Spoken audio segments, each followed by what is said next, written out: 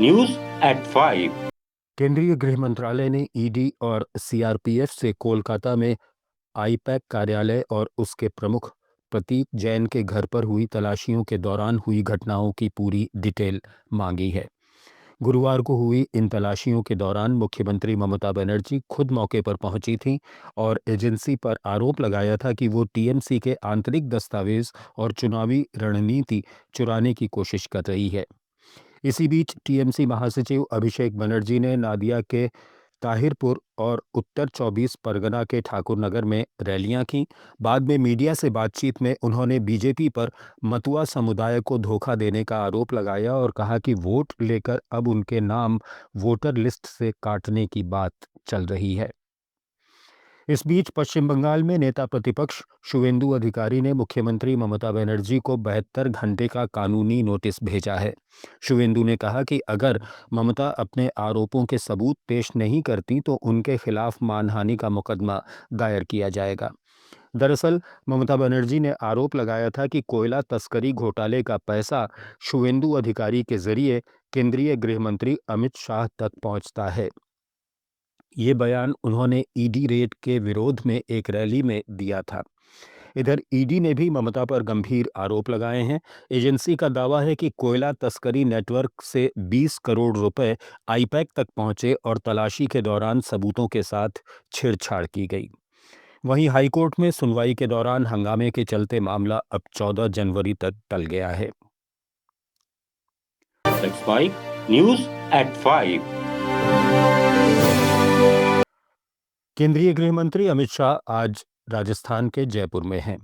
पूर्व मुख्यमंत्री अशोक गहलोत ने उनसे कुछ सवाल पूछे हैं। गहलोत ने एक्स पर लिखा कि आपका स्वागत है, लेकिन उम्मीद है कि आप अपनी राजनीतिक चुप्पी तोड़ेंगे और बताएंगे कि उदयपुर में मारे गए दर्जी कन्हैयालाल के परिवार को आखिर न्याय कब मिलेगा।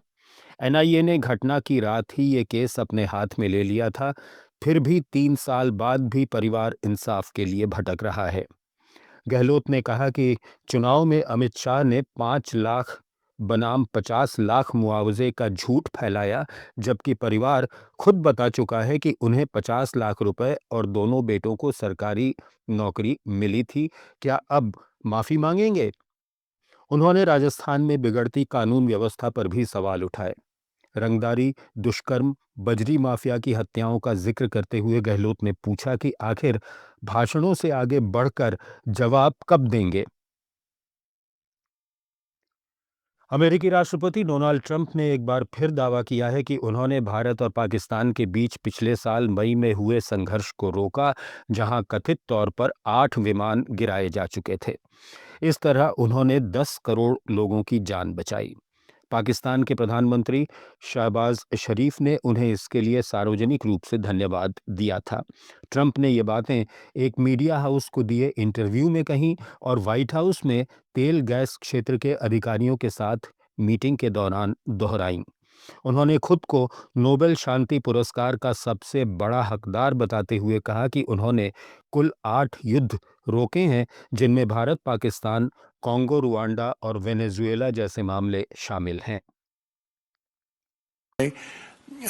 Is very embarrassed by what took place. I mean, they're getting decimated. Look, whether people like Trump or don't like Trump, I settled 8 wars, big ones, some going on for 36 years, 32 years, 31 years, 28 years, 25 years, some just getting ready to start, like India and Pakistan, where already 8 jets were shot out of the air, and I got it done in rapid order without nuclear weapons.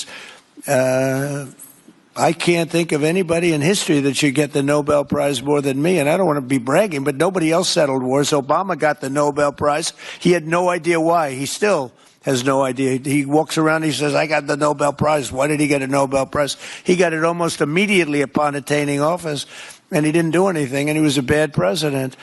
So, I mean, you should get the Nobel Prize for...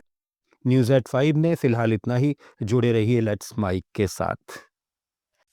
आप सुन रहे थे let's mic more than radio. Follow कीजिए हमें हमारे social media platforms पर। आप सुन रहे थे let's mic more than radio. Follow कीजिए हमें हमारे सोशल मीडिया